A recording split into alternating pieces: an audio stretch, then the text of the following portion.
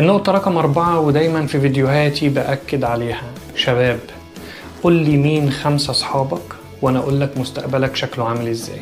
الناس اللي حوالينا لو انت فعلا عند مفترق الطرق وحابب تتغير لازم تبص للناس اللي حواليك، لازم فعلا تفلترهم، مين الناس اللي بتديك بوش ومين الناس اللي بتسحبك. انا اديت مثال قبل كده، انت لو رايح اتجاه معين مستحيل تركب وسيلة مواصلات فيها ناس رايحين اتجاه مخالف، لازم تركب مع الناس اللي رايحين نفس الاتجاه.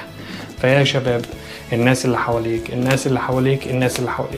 لو الناس اللي حواليك عايشين ومستمتعين بحياتهم وعندهم أفكار ومبادئ وأحلام، انت كمان إجباري هتكون مع الفلو، هما هيدفعوك في الاتجاه ده. لكن لو الناس اللي حواليك اللي هم النسخة eat sleep repeat، انت كمان هتكون موجود معانا على الكوكب eat sleep repeat. اختيارك يا بطل. النقطة رقم 5 وبرضه بقولها في فيديوهاتي كتير، اتحرك، ابتدي، ما تستناش الظروف انها تكون مثالية